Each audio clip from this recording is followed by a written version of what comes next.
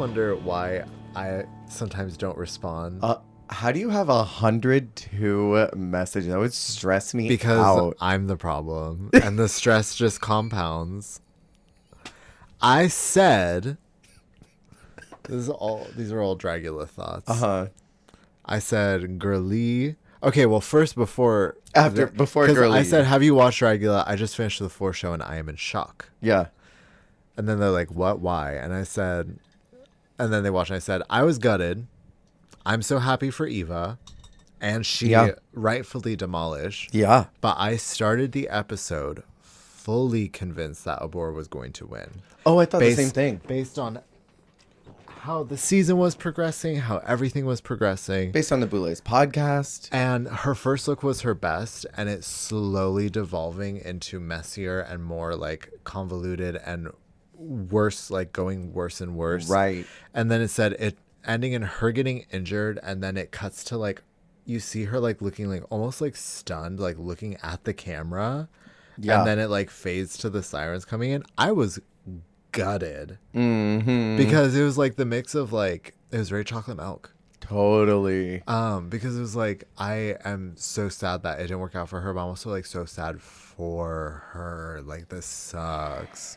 I feel bad for Abora and Jay because that is not how you want to be seen in your last moments on Dragula. I'm like, I'm sorry. I'm like Abora. Shit went wrong. Jay and Jaharia to an extent. Jaharia had some better looks, but they did it to them damn selves because they just looked bad. Well, okay. So Jay posted on Insta that they were having a lot of financial problems and they were into like a depression spiral because they were like, I cannot afford to figure out the finale. Jaharia took a week off. As far as I know, Jaharia didn't have any excuse for her package being bad.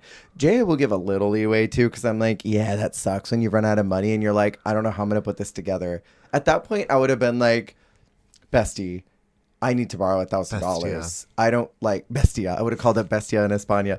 I would have been like, someone's got to help me. And like also Please. even like, I know we hate to do it, but like, I feel like if she was like, y'all, I'm broke. Yeah. Here's a GoFundMe. Like, I feel like she had the biggest fan support she's Absolutely. had. Like, I feel like I would have loved to have seen the community like come and support her as well. Yeah. But like that is a bummer because like that was the other thing I said is like Eva, like I said, Eva rightfully demolished. Like her looks were, she was 4 out of 4. She had the best look every single time. Yes. And like even like that death look where she was like rowing through like the ocean, looking like, kind of sad. Like I was taken. Yeah. But like from the get, like Jay coming out in that weird like wavy duvet thing, looking like Jax for that one runway where she did the song against Robin. You know what I'm talking about.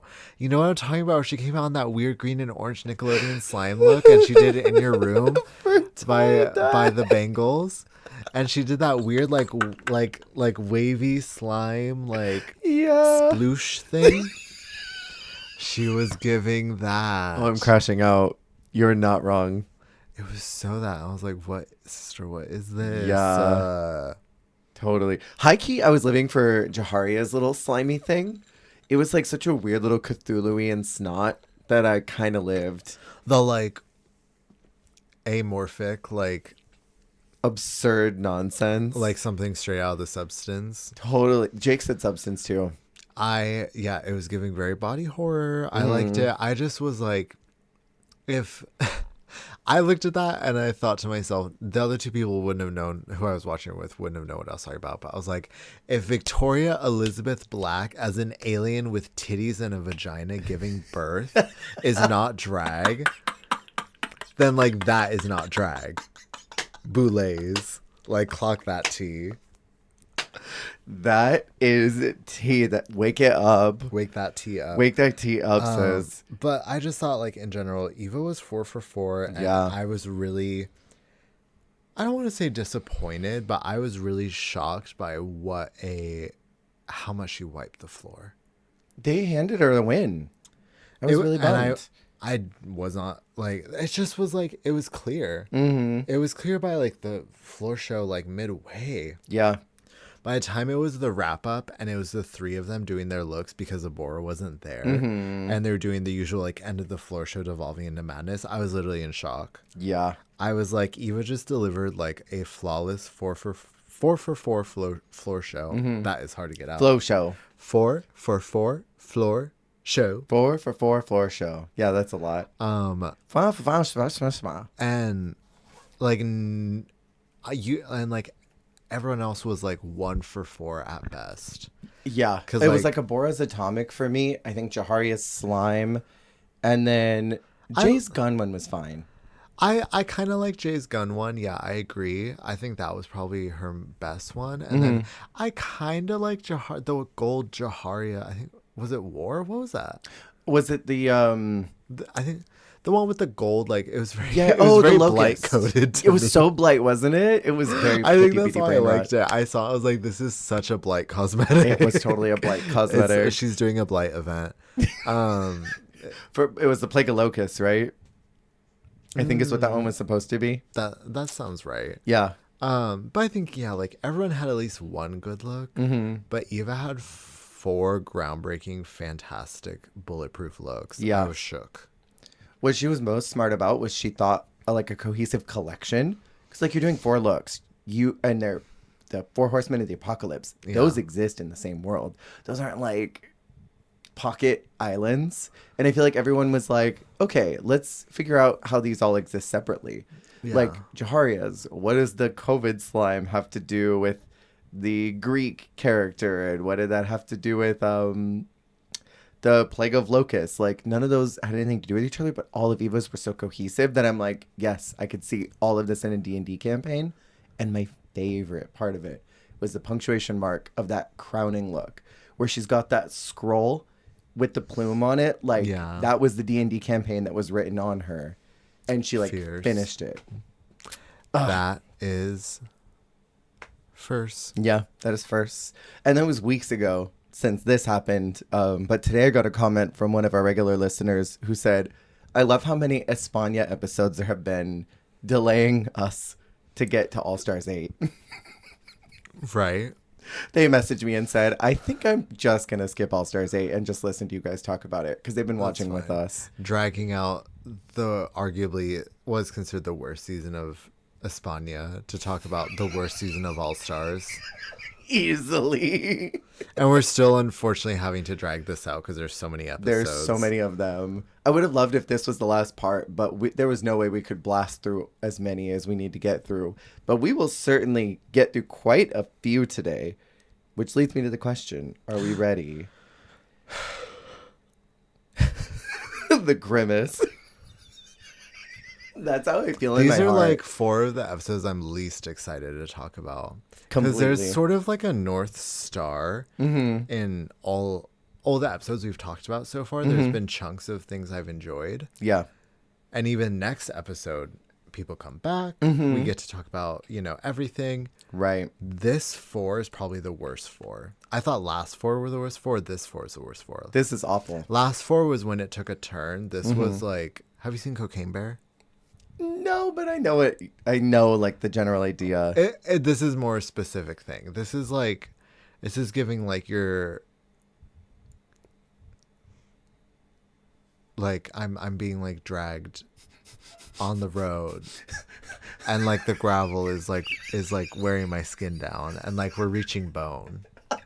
Like last episode, I fell out of the car. Yeah, and like now I'm like dragging along the road, and like I've reached bone. I feel that. I totally feel that. That is Dragula right there. That is Dragula energy. Filth, horror, glamour. Dragula. Well, hi, hello, everyone. Welcome into That Sounds Gay, a podcast where we discuss every season of Drag Race in chronological order. Last week was kind of a whopper of an episode. My name is Jer, and our gay sound presented by Jesse today is... Okay,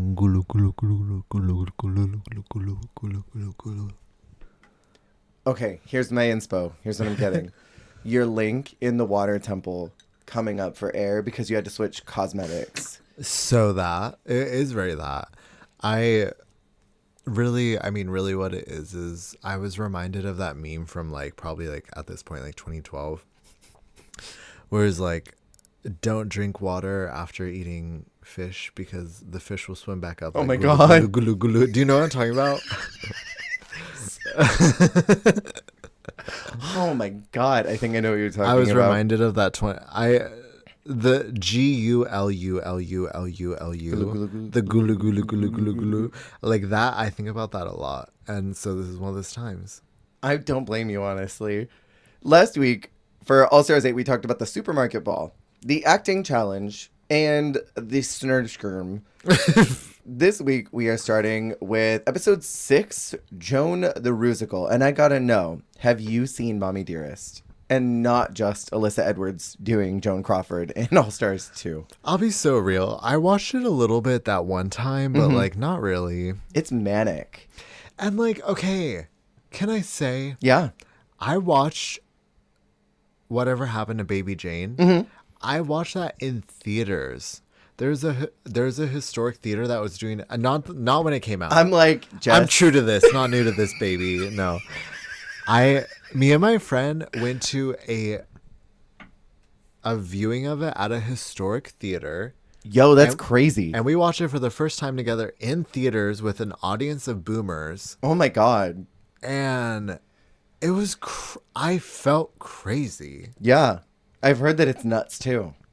And like, can I just say, I mean, maybe I'm like iPad baby, like Coco Melon. My brain is diluted from short attention span. But like, I don't think I can watch anything like pre-1980s without feeling like sick in the head. That's fair. Because like, I watched Rosemary's Baby and that shit was like 5 hours. Like that was like Lord of the Rings director's cut to get through.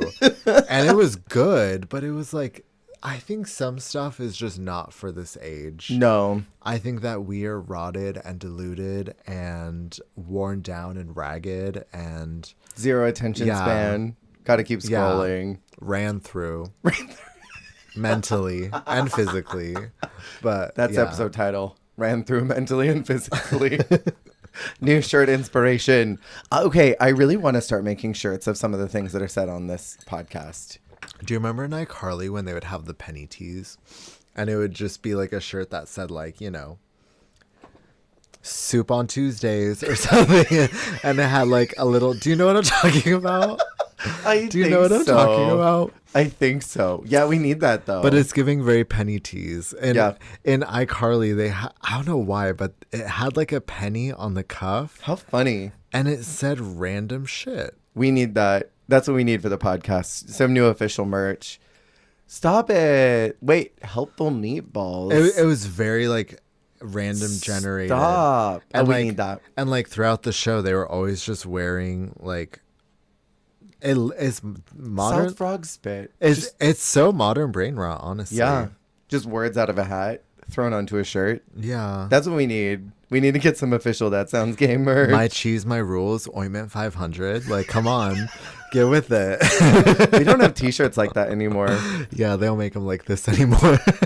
We really need that. I feel like I would love like a like a solid black t-shirt and that says dark sided people are all around us. Yes. I need that. I'm going to make it. I'll make it actually happen. Because people quote it all the time on the videos. It's so funny. It's actually hilarious. It's brain rot for some people. Someone messaged me and said, I quoted the podcast the other day at work. And my coworkers looked at me like I was crazy, but I laughed. That's how I feel all the time at work. Like the crazy coworker or the one who's looking at others like they're crazy? I'm the crazy. That's so fair. You want crazy? I'll give you crazy. Come on, Teletubby, teleport us to Mars. Oh, okay. So back to Joan the Rusical. Regrettably. No. Can I say, since you said what you said, I have a weird, funny feeling about celebrating a woman who is very notoriously known for like abusing her children mentally. You know what I mean? Like, don't talk about RuPaul like that. Oh my God, you're right. I'm so sorry. Ru just unsubscribed from the Patreon. Well, we have a whole podcast about her. All she does is abuse her children mentally. so true. Is that why she lives for her so much? Maybe. She invented the outer she is the outer saboteur. And it's Joan. Yeah. That's probably why. And she's been referencing her forever. I want to say in season 6, when she comes in after the after party and she's got that makeup on, the like green avocado mask, and she's like, cut the noise out and go to bed. Yeah. I think that's from Mommy Dearest. This is an example. There's certain things I think about where it's like, there are sort of these like cornerstones of gay culture that are almost preserved because of RuPaul. 1000%. Because me as a gay person, Drag Race has sort of been a guiding light in navigating queer culture. But RuPaul is sort of that tour guide. Yeah. Because what she says goes. And so it's fascinating because I'm like, so much of my exposure to a lot of queer media, not all, because there are other things we all find, sort of through then our own avenues, because then we're exposed to other communities, etc. But like in general, a lot of like really like big pieces of media that have been preserved like this, like this. Sorry. Mama Mia brain rot. Stop. I feel, because like, would we still be talking about, like, yeah, whatever happened to Baby Jane, or like Mommy Dearest, Paris is Burning, like, yeah, and like, well, I'm trying to think of there are certain random pieces of media that I think are really held on to by RuPaul, because I think that's also the connection of like, well, what solidifies it as gay culture. And I know that gays before RuPaul, of course, had like a connection to these divas.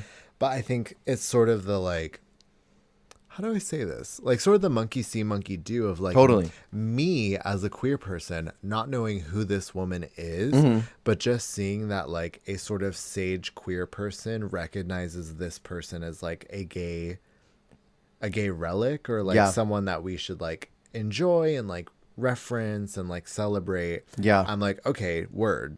Yeah. But it's sort of like the cycle continues. Totally. So I feel like RuPaul is sort of like set us up. Yeah.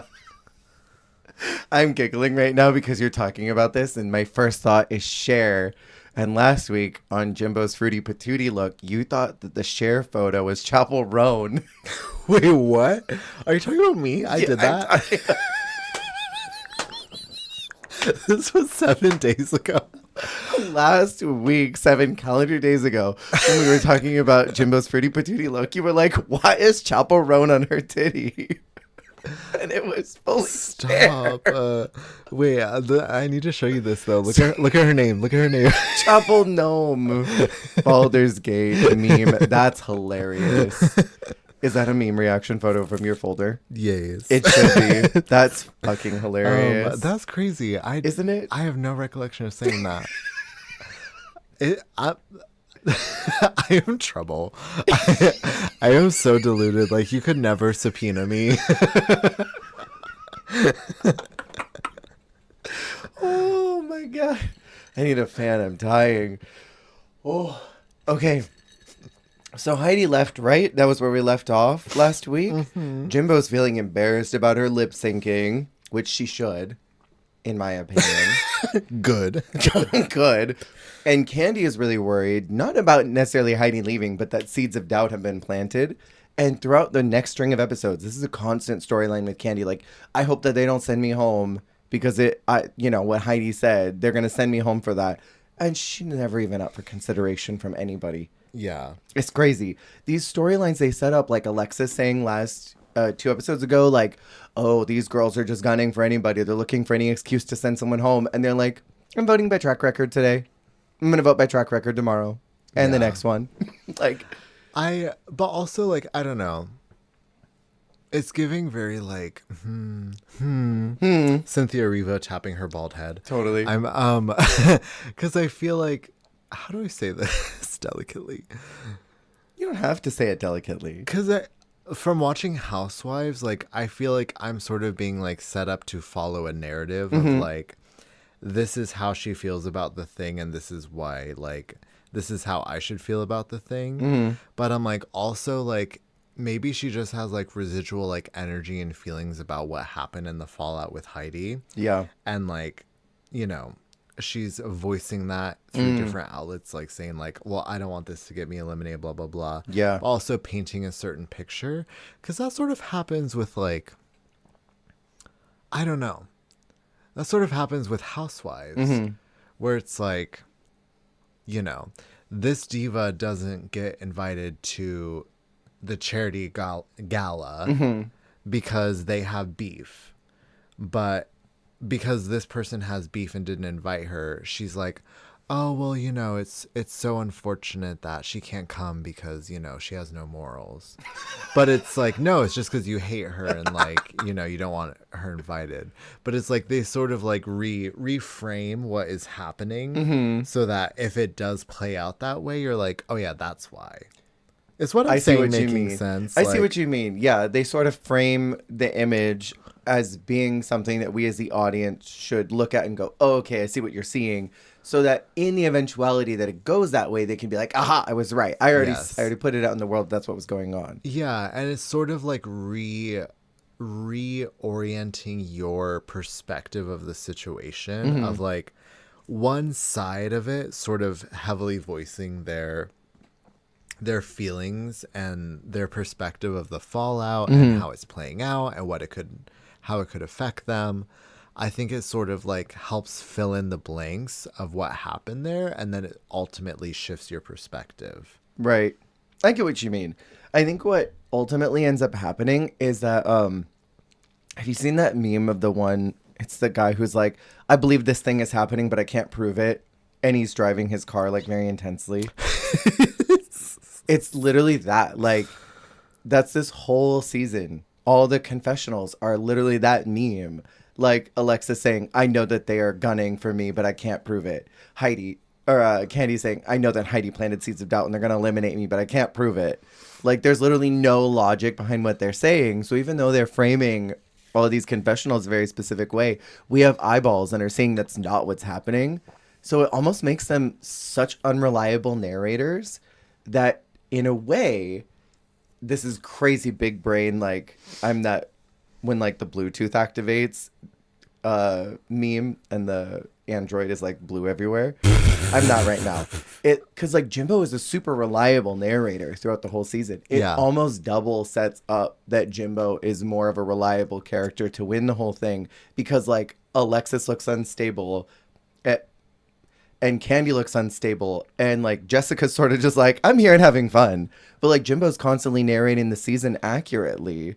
So from the very beginning, it sets up Jimbo as like a major endgame player because she's the only reliable narrator in the season. That's crazy. Everyone else comes off paranoid. I haven't thought about that till just now. We were talking about this and my mind activated. I think I tapped into your unwellness. It's giving like that the sweater you're wearing right now is picked out for you by the people in this room. Like from a pile of stuff. Yeah. Haunting. Yeah, and I want to say this now. I'm going to jump super ahead, but it's interesting, and I'll say it again next week, that the two non-U.S. Contestants who are lip sync assassins both co-align with Jimbo's narrative. They may as well have just put Rita Baga in there since she was the one who sent Jimbo home the first time around, because they got Pangina who sent her home in Versus the World. They got Priyanka who won her season. They should have just had Rita in there. Just, reset the scales. Yeah, I have a lot of conspiracy theories involving Jimbo, because I already have suggested that I think that it was set up that she was going to win. Maybe I'll say it now, so then it'll be a reiteration later. It's interesting that they do not do it if you're not in the top, you're in the bottom, until Jimbo finally gets that win near the end of the season, and that's when they do it. And it also happens to coincide with the exact runway that's Snow Bunny's, because she's from Canada and it's cold. She's in the Illuminati. She's a production plant. Did I ever tell you, when I was reviewing season 5 of Canada, I referred to Xana as a production plant at one point, like totally joking. And she added me on Twitter and said, I'm a production plant. Fierce. Oh, right? I hope Xana's doing well. Are you going to watch Slaycation? I must. Her and Fierce in a room? I've got to. I didn't watch the first one, but... Did you see the fight? of them talking about who was the villain. Oh, Jess, it's so sickening. From this new season? From this one right now, they're sitting at a table having breakfast or something, and Fierce is talking about how she was the villain of her season, and Alyssa gathers her up and is like, oh, so you think that you invented villainy, like you are the one. And her and Xana get into it about who's the villain of Canada, and Fierce is like, well, it was just the way that I was presenting things, like I was telling them the truth. And Xana was like, yeah, but I was getting those girls together every day. And I went in with the intention that that's who I was going to be. So who's the bigger villain here? It was so fierce. I watched it and I'm like, I must watch this whole thing. I must perceive it. I love that.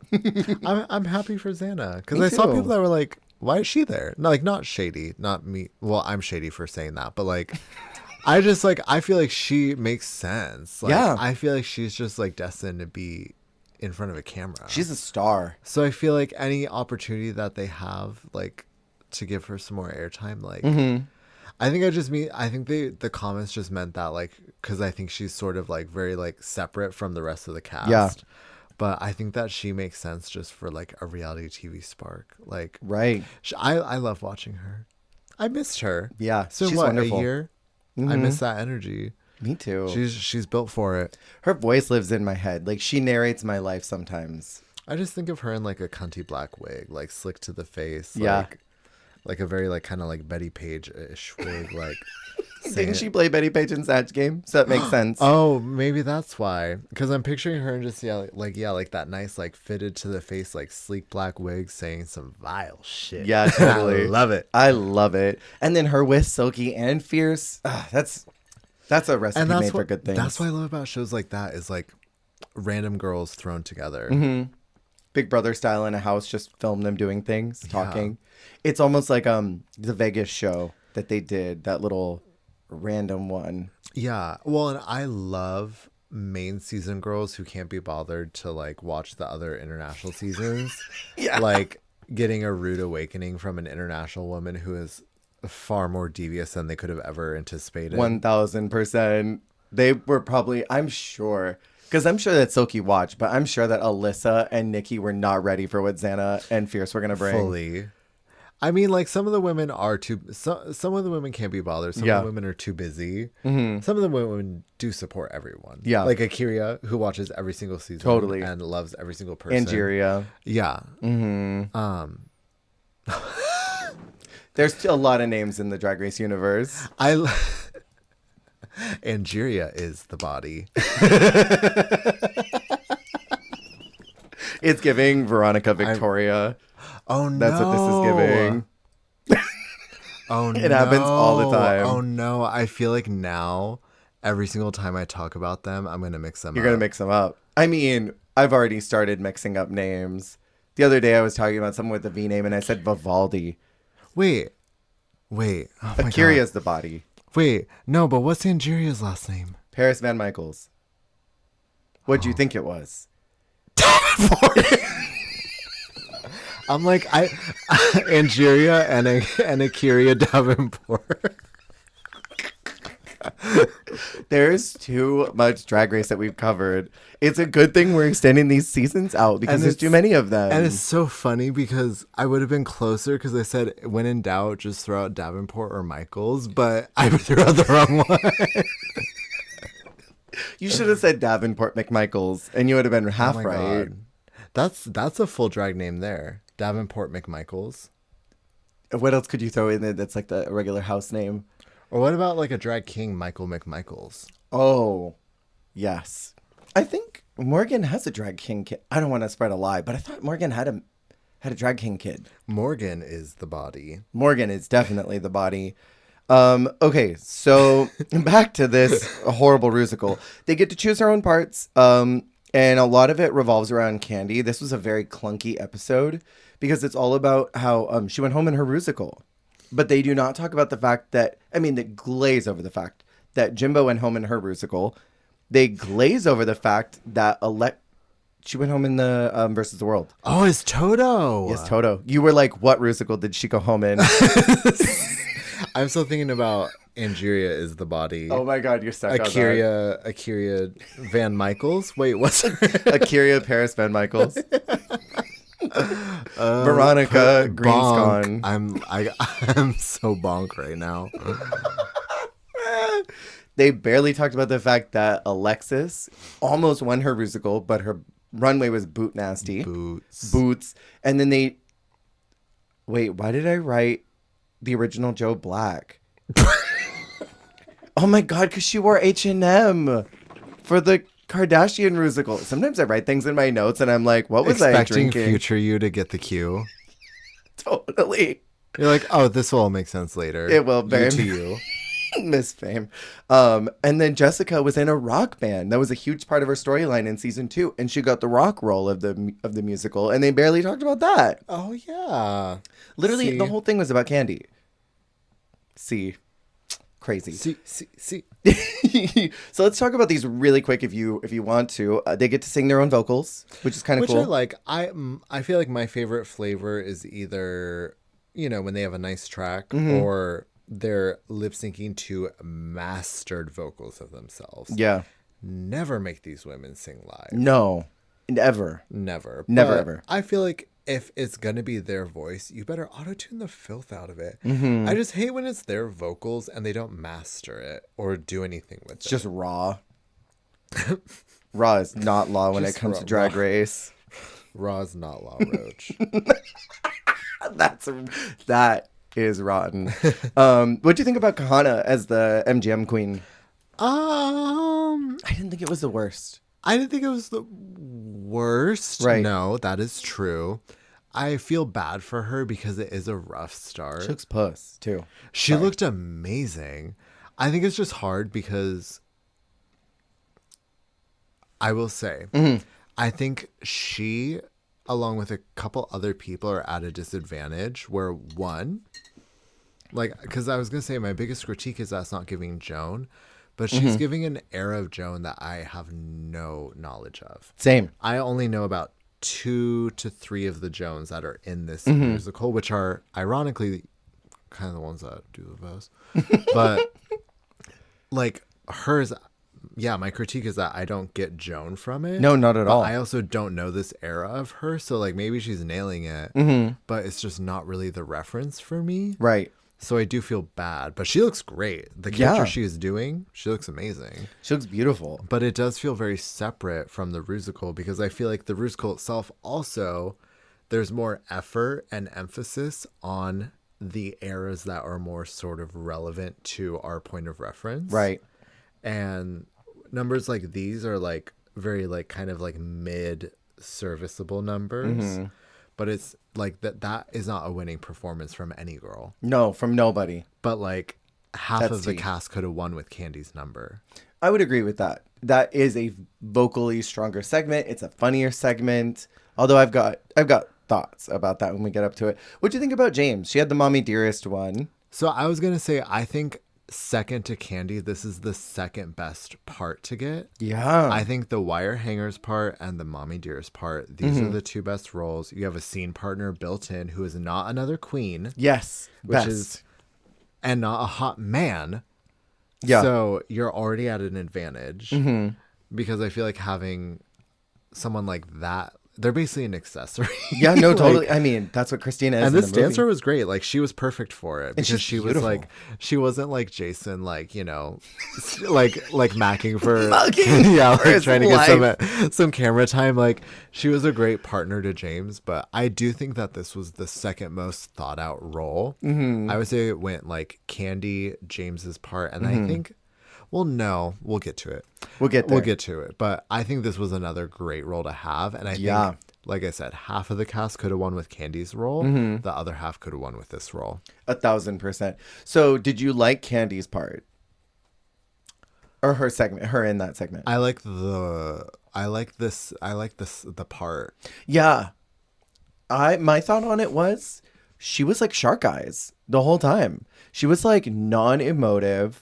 Her face was so almost scared the whole time. So when they gave her a lot of praise and critique about her confidence, I'm like, where? I didn't notice it at all. She was sort of dead faced the entire evening. And I think it was a great part, but I do think it was the best part of the show as well, So I feel like it's kind of destined to be well critiqued unless you absolutely do terrible with it. Right. I felt like something was amiss because the moment the music started, the judges, it pans to them and they're already grooving and dancing and caterwauling about it. Like they were caterwauling. They were giving dust to all the other performances, but they were already gooning to Candy before she even started. I thought that was interesting. What did you think about Jessica's segment? The Bring Me the Axe. She kept saying, "Bring me the ass." Bring me the ass. Me too. I mean, I liked it for her. Me too. I thought she think was that great. she had great energy and like it was a good kind of. I feel like of the songs, I think this was one of the ones that she probably would have done the best with. Although honestly, I would have loved to have seen her do Alexis's part. Me too. Oh my God, I would have loved to have seen that. I think she would have been fucking hilarious doing that. Like Yeah. weird little fast, like with the intricate choreo. Like I just feel like she would have been the funniest with it. Yeah, because it's a camp number. And I actually feel like Alexis could have turned this part out too. 100%. She would have been fun. She would have done her Broadway vibrato with this rock back. Broadway's in the house. What do you think about Lala Ree's Let's Go Jones segment? Say it. I know you want to because I'm thinking it. I love Lala Ree. Uh-huh. This should have been better, no? You think? Oh, I thought this was... Okay, we're having it again. We're doing it again. Wait, let's take it again. Okay, let's do another take. This was my favorite This segment. was your winner? Yeah, that moment where it's the slaps and then her head is like snapping. I thought they sabotaged her with the costuming because does she not look like Lucy here? Like The costuming Lucille was Ball. off, but I also thought the choreo was kind of off because to me the best was just like her face. Yeah. Like she was very present in the face, present in the eyes. Yeah. But I didn't love like maybe it was choreographed like that, but I feel like some of the slapping and everything, like I feel like the choreography and like the composition of the number did not feel right for me. Got it. And so like it didn't click, but I thought she was performing well. Right. But something didn't click for me. Ankle did not go clean. So maybe it's, along the lines of what you were feeling. Yeah, I thought it was really precise. I thought she sounded great. I think that maybe the sound effects of the slap was kind of odd, but that's all. Yeah. Well, no, she did great. Yeah. I think for me it was just, some of the choreo of like how this, I don't know. I get what you mean. What do you think about Alexis's part, the I thought worst monsters in Hollywood segment? Okay, I also didn't like this. Did you I like hated this? the Okay. I think I was like, did you like this one? Because I didn't like this one. What do you think? I think she looks uncanny I thought valley. she had the best of the group, the best Joan look. She got the eyebrow arch perfect. But then, okay, this was what was also weird to me is like, so this is also why I think Jessica would have done good in this number because as much as she looked like Joan, this number did not make any sense. None at all. And I think that's why Jessica would have been good in it because Jessica to me doesn't really make sense in the Joan Rusical because 1000%. I don't think that she's a Joan stan. I No. mean maybe she isn't. And I got her off. Sorry, Queen. But like I think her number already worked because it was a little like out of the usual, like she's not doing like James's number. Totally. Is what I mean. So I feel like this being so weird and like off like left of center, I feel like it kind of would have worked for Jessica. Totally. But for her being in the perfect illusion and then doing this weird like do do do do do do do do like Rodeo segment. it was like a little hoedown. It was a little like Hoe down. Diva down. it was a little like when Lady Bunny or Ivy Winters and Jinx Monsoon were Lady Bunny and RuPaul yes. doing that do. Totally. Like, It was so different. it was just that weird like so intricate choreo for no reason, like tingling their legs. I wasn't living. Right. And it's weird because there was just a Fierce Vogue segment into this rodeo. So like this feels like it was the one that was built to be the booger role. But Alexis looked so good. Are you built to be a booger like me? Put that away. Okay, and then Jimbo has the Whatever Happened to Baby Jane segment. Can I say? Bottom performance. She was so stiff. She was awful. The makeup was terrible. She was so lucky that she got the segment that has to be in the wheelchair for most of it. Because that means she didn't have to do much. But that means that Jimbo should have camped it up even more. And she didn't camp it up. Sorry, go ahead. I couldn't decide how to feel about her voice, her vocal choice. Yeah. The voice she was doing was very interesting. Interesting bad for me. Sorry, I really interesting bad for me. For me, I would have put her bottom 2 easily. Like, there would not have even been a thought. Plus, I don't like her runway, which is the night of 1,000 Grace Joneses, which I think is only 7, but who's counting? Did you have any standouts from here? They did not say any of what the looks were supposed to be, nor did the infographics tell me what they were supposed to be. Okay, which pisses me off because, like, what kind of disservice are we doing? Right. Like, I need this side by side. If you were able to find a look equivalent to Kimora Black's Lady Gaga on the go. Yes.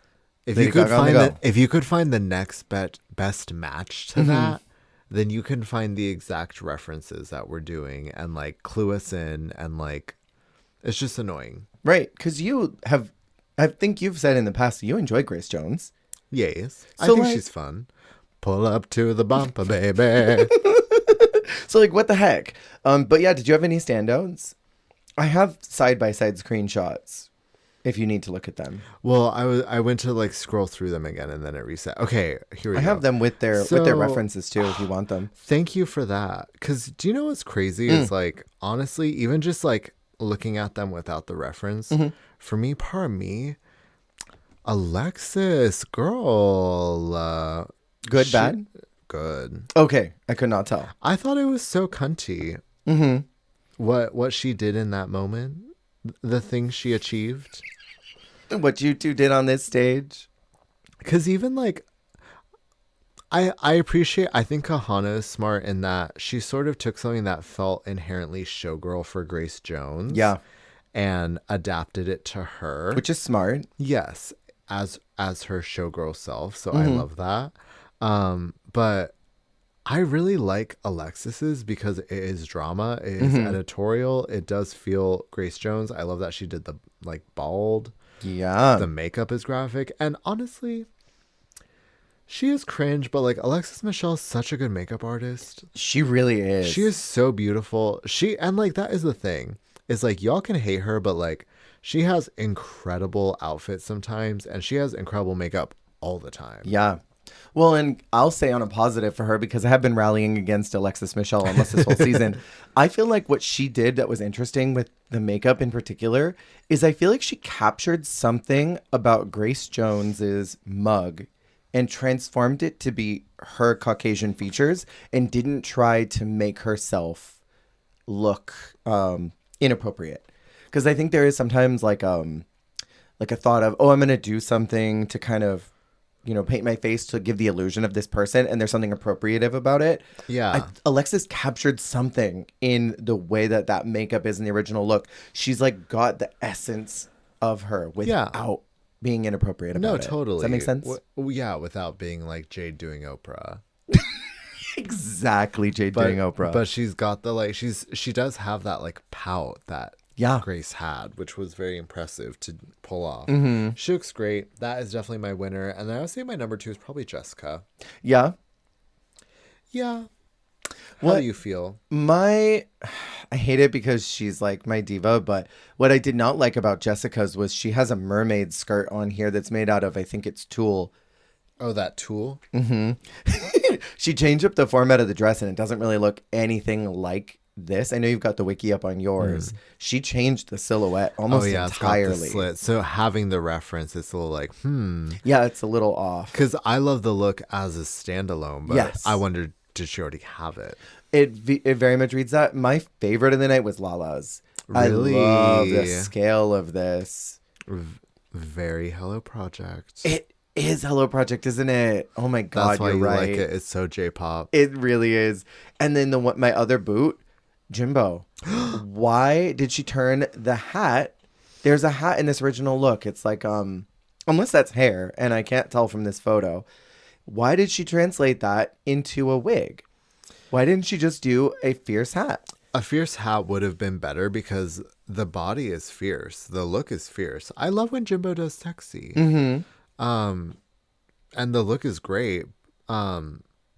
It's a little less showy, which bums me out.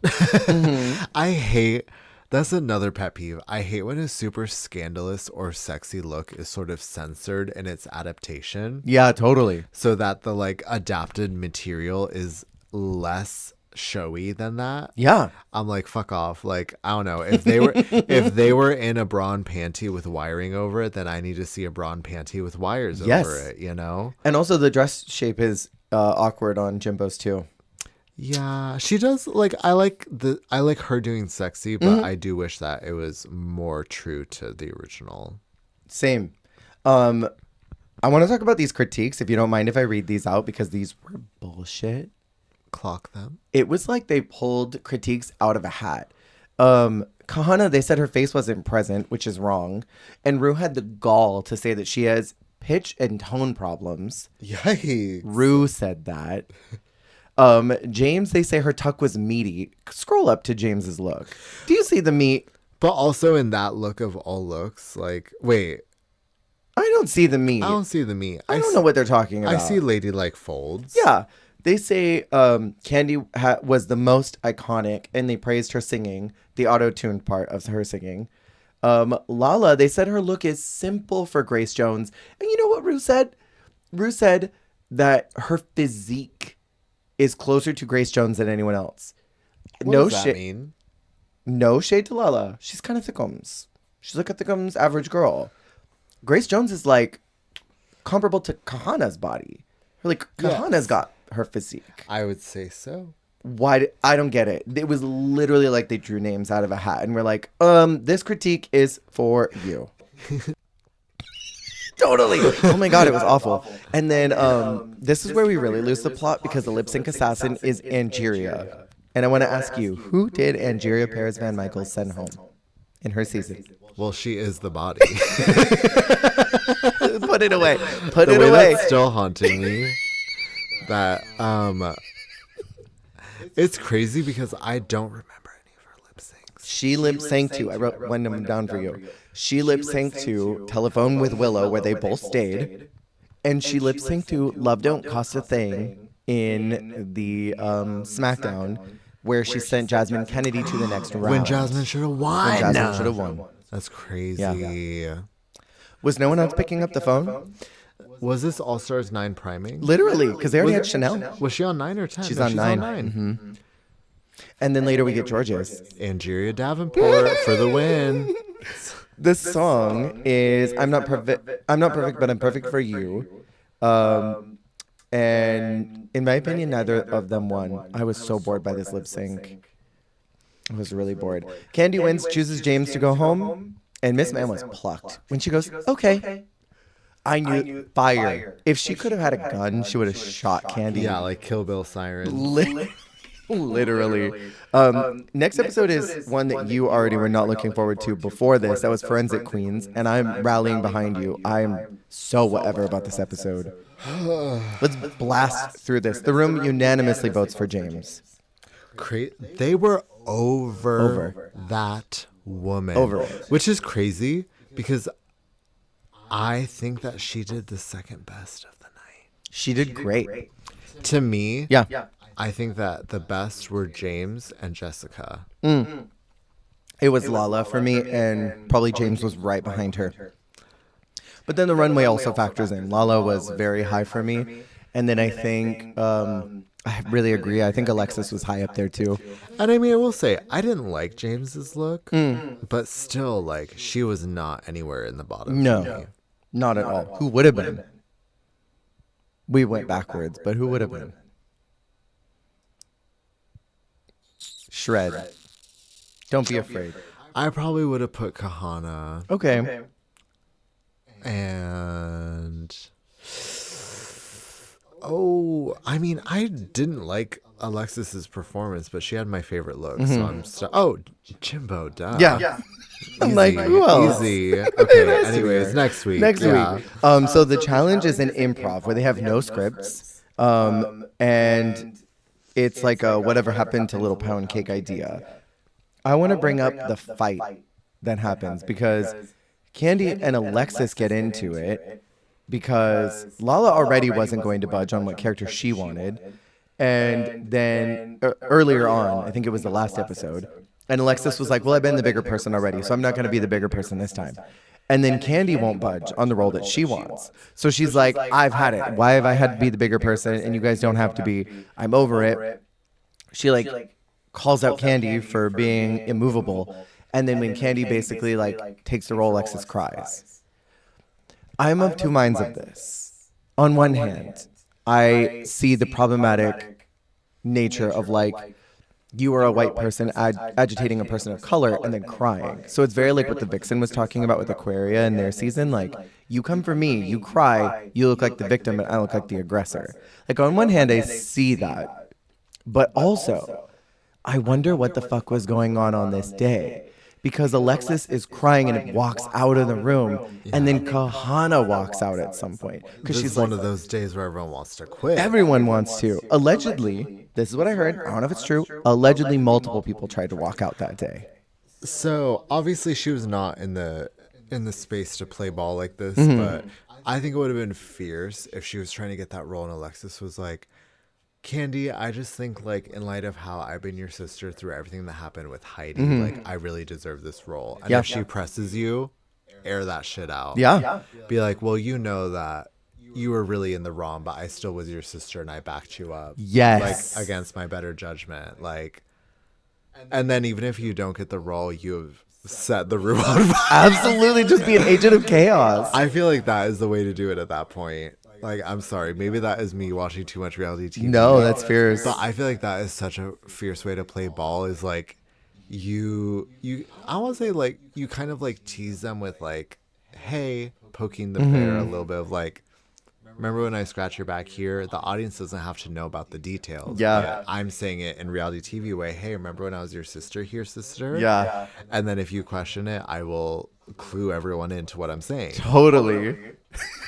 You know, now that things are the way they are, I feel like I remember something that Heidi mentioned before she left. I don't know what it is. It's just something that I feel like I remember. It's just been weighing on my heart that I was such a sister to you in that moment, even against my better judgment. And it would just feel better to me if you were a sister to me right now and let me have this role. And then it would just absolve my guilt. Because I would hate if this had to turn into something else. Yeah, I would hate to have to go into the nitty gritty. And burn this building down. But yeah, like, what the hell is going on? Because then Kahana wants to leave. And when Ru comes in and is like, all right, where are we going to stand right here? All right, girls, come on over. It was not like Mama Pow energy. It was not Supreme energy. It was very like TV producer. We cannot have people going home. I do not want to call James Mansfield to come back in this workroom. Do not leave. You're like Michelle Visage in sunglasses and no glam talking to a door in the parking lot. I'm sorry that you felt like that. And I'm sorry that you don't want to be here anymore because you feel a certain kind of way. Please. But yeah, Ru basically like tells him to get over it and tells him not to listen to emotions because feelings are not fact. And then leaves. That's it. It's crazy. So, yeah, the premise of this is whatever happened to Little Pound Cake, sort of in the style of like a crime scene. I like the idea of this, and I wish that we would do more crime scene shows on Drag Race. Yeah. That one in Holland 2 was fierce. I swear we just had a crime one in like Belgique or Sverige or something. Well, and that sort of like true crime interview reenactment, looking back, like that sort of format is perfect. For like a lot of parody work. Yeah, I think it's great. And for an improv challenge, it's pretty fierce. I will say the best part of this whole thing is Jessica Wilde in full glam as a pageant queen saying she wanted to go to Taco Tuesday, but she would never leave her ETB card. She liked a soft shell. She would get guacamole, but guacamole is expensive. That whole segment is like visually burned into my brain. I remember it out of order, the lines, but the look. But honestly, why does she have the best, most earnest, candid, true to the genre delivery. 1,000%. Like the way that she literally was like an unsuspecting coworker Yes. ripped out of like a true crime documentary. 1,000%. It felt, it was so real. It was. It was so real because like everyone else was obviously doing a character. She was giving the realness. She was just herself. Like, I'm sorry. She was the realness. My favorite part, the whole thing. I'm not a Republican. I did not kill Lil Pound Cake. Of course, yes. Did you have any other standouts? Because, like, I think we both agreed that, like, Jessica was the moment in that. I think Jessica was the clear winner. Yes. By far. By a landslide.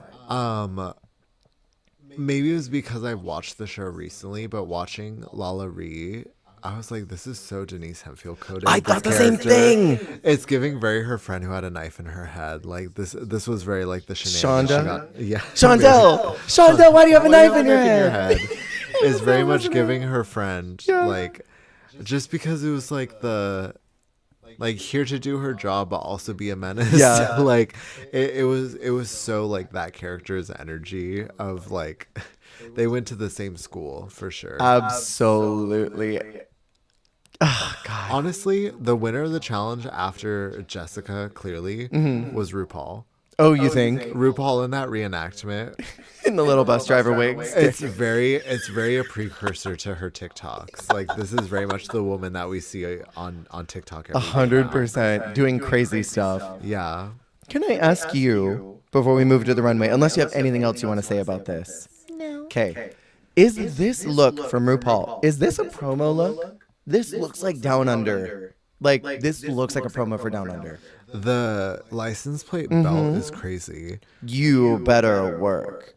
You butt work. You butt work.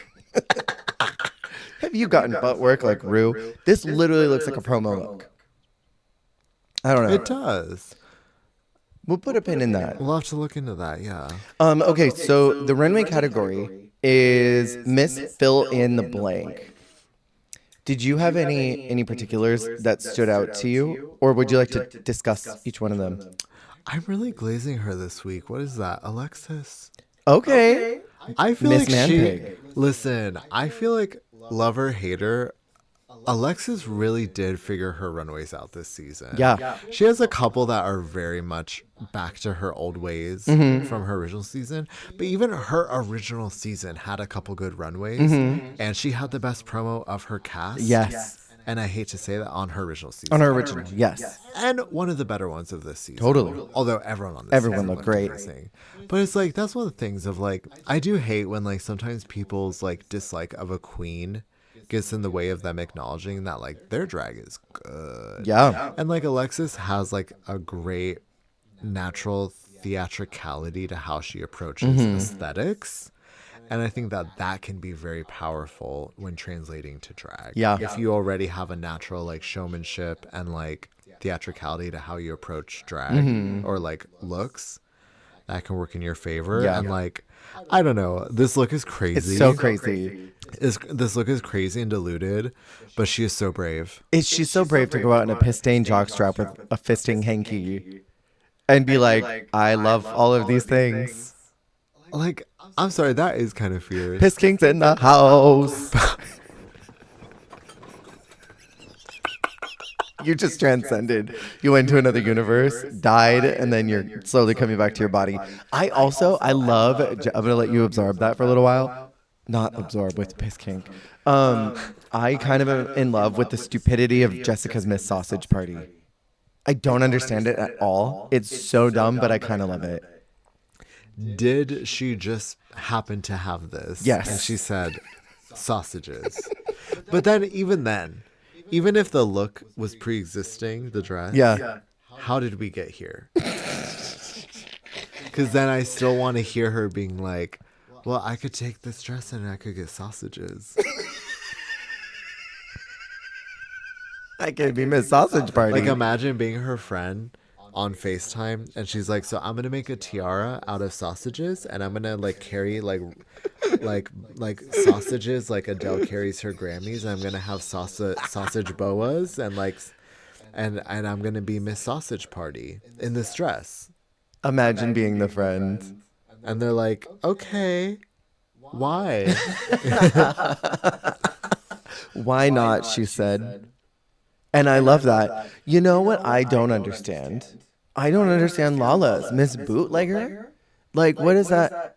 Oh, Bootlicker? bootlegger. Bootlicker. Liquor Hole? They have a liquor store called Liquor Hole.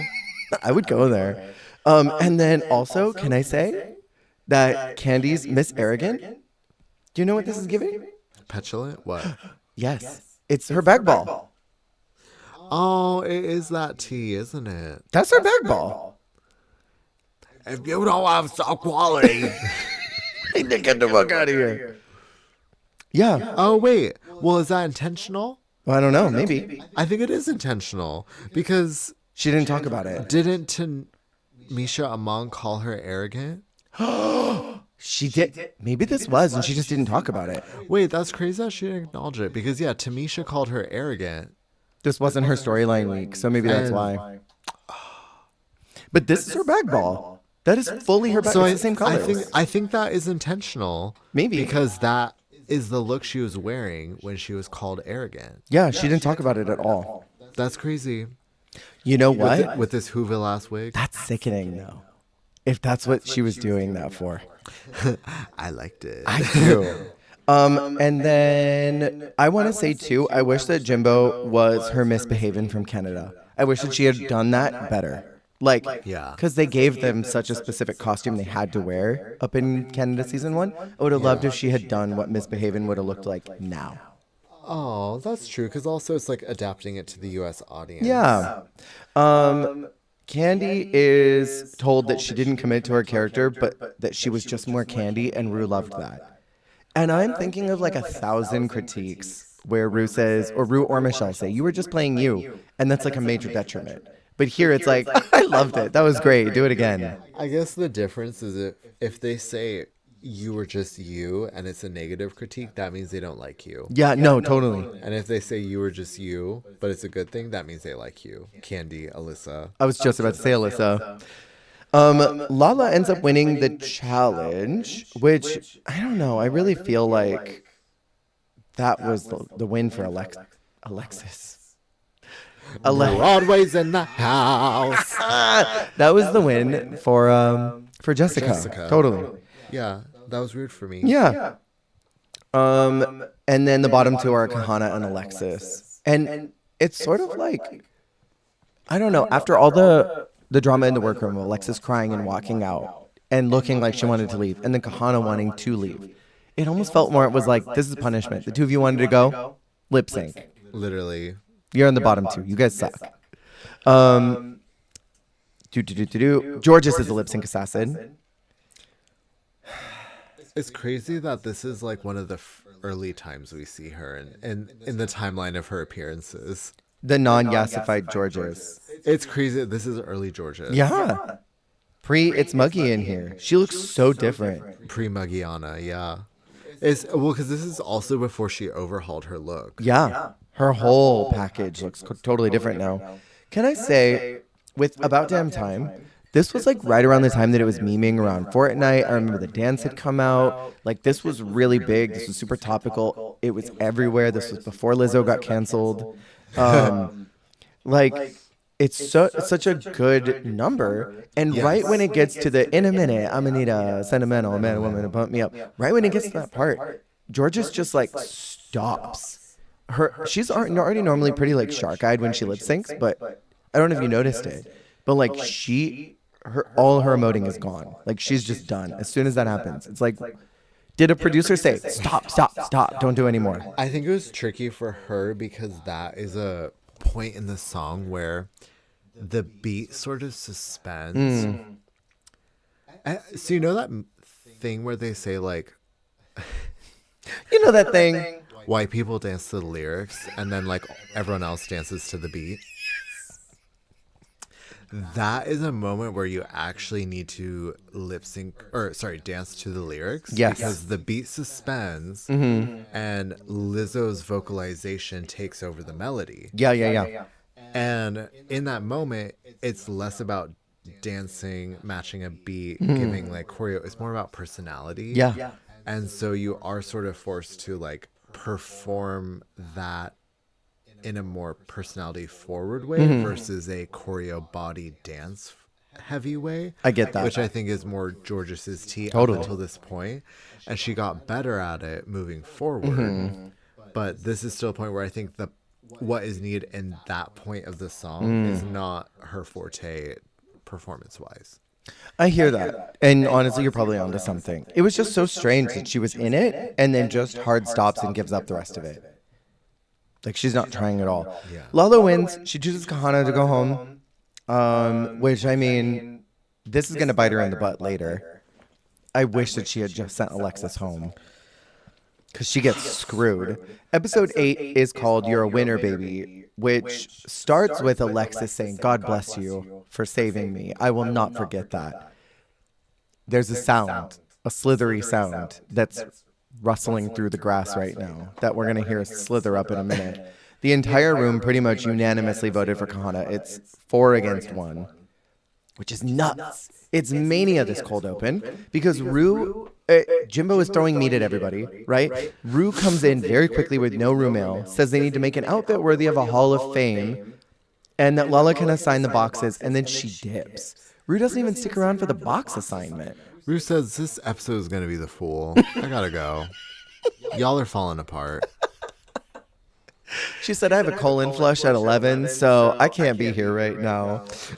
The boxes are for Kylie, Shay, Trinity, Monet, and Trixie. Who'd you have wanted? Oh, yeah, that's a good question. I was going to say Alaska and Chad dead in a ditch, but who would I have wanted? Okay, probably Kylie for the color palette, because knowing Drag Race, they would stick to like memes. So I would assume that Monet's would have a lot of greens in it. That wasn't the case, but I would assume that Monet's would have a lot of greens because the sponge thing. I would think like Trixie would only have pinks, like really sickly, sweet, ugly pinks. I would not want I Trixie's. would not want Trixie's at all. I think bottom of my list would probably be Trixie, and I think in general Trinity is a very good safe choice because you're gonna get drag staples, sequins. but like I don't want like feathers and shit. No.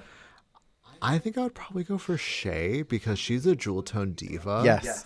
The color palette that Shay chooses is probably the kinds of colors of fabric I would have wanted. Yeah. Like that orange is beautiful. Yes. And there's probably like a beautiful like kind of shade of blue or purple or something like between like her wigs and her outfits. I feel like she always had a lot of like really striking color choices. Beautiful colors. And then if anything, there probably would have just been like a very like something like what Candy had for Monet. Like they probably also would have had like a very safe like leather like kind of like yeah. Color palette aside, I agree with you. I think I would have wanted either Shay, but I think the fabrics probably would have been really rich and things that would be kind of hard to work with. Low key, I would have wanted Kylie's because I know that it'd be a lot of prints and it'd be a lot of sheer fabric, which means that you can build volume. Because like I think if you get like a bolt of silks or like organza or something, you can create a lot of structure, really weightless structure out of all of that. And Jessica tried to do something sleek, but I would have done just something huge and voluminous and like something that just trailed with the air. That would have been fun. I want to ask you, do you find it strange that this is not even the penultimate challenge and it's make an outfit suitable for the Hall of Fame? I know. Okay, the way that when I was going through these, I saw the episode and it was called You're a Winner, Baby. And I was like, finally. Right, it's over. We made it to the end. Yeah. It's the finale. And I was like, wait, this felt fast. I was like, wait. Yeah. It's a little strange. Isn't it? It almost feels like you should have done this right at the beginning or like right at the end, but not like kind of in like a little past the middle, you know? Yeah. It's strange to me.